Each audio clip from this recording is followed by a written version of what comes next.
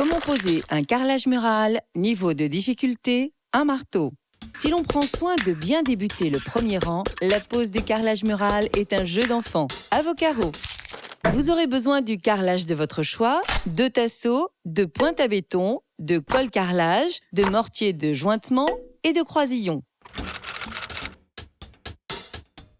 Munissez-vous d'une truelle, d'une auge, d'une spatule crantée, d'un maillet en caoutchouc, d'une batte de carreleur, d'une carrelette ou d'un coupe-carreau électrique, d'un mètre, d'un crayon gras, d'une pince bec de perroquet, d'une raclette en caoutchouc, d'un niveau à bulles, d'une éponge et des chiffons. Prévoyez des genouillères et des gants ménagers.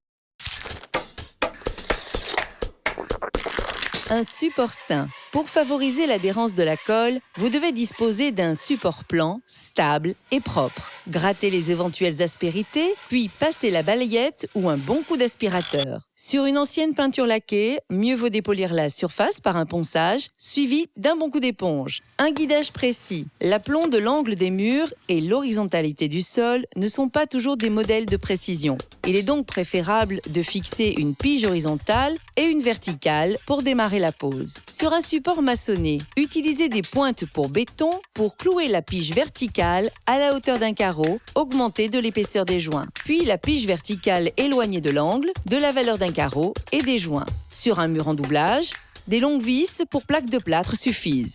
Lors de l'achat du carrelage, comptez 5% en plus pour compenser les éventuelles coupes perdues. Avant la pose, ouvrez les paquets et mélangez les carreaux pour pallier aux éventuelles différences de teinte.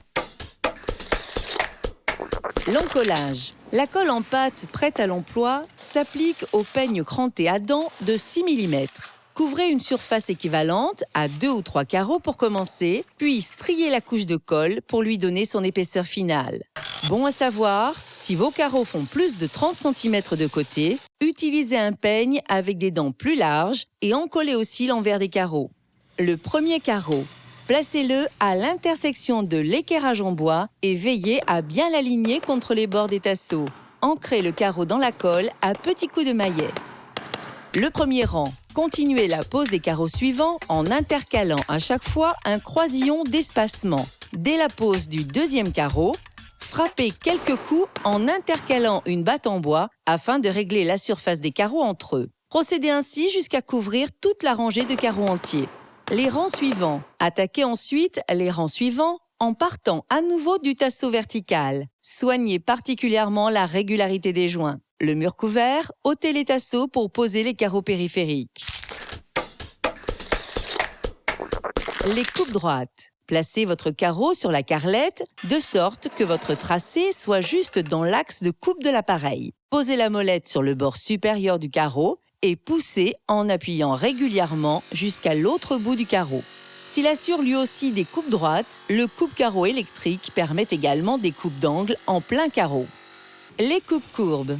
Délimitez la découpe au crayon gras et quadrillez la zone à supprimer à la pointe à tracer. Si la partie à éliminer est importante, commencez par couper ce que vous pouvez à la meuleuse ou au coupe-carreau, puis terminez en rognant le reste à la pince bec de perroquet. Après 24 heures de séchage, préparez votre mortier à joints. Garnissez sommairement les joints sur 2 à 3 mètres carrés de carrelage. Étalez à la raclette en caoutchouc en veillant à passer l'outil en diagonale pour faire pénétrer le produit sans creuser les joints. Raclez ensuite et récupérez le surplus. Lorsque le produit commence à durcir, nettoyez la surface avec des chiffons secs, puis continuez à l'éponge humide, fréquemment rincée à l'eau claire. Attendez encore quelques minutes avant de frotter en passe rotative avec des chiffons secs. Laissez durcir 48 heures. Ensuite, après un bon coup d'éponge humide et de chiffon pour ôter d'éventuelles traces, la pièce est prête.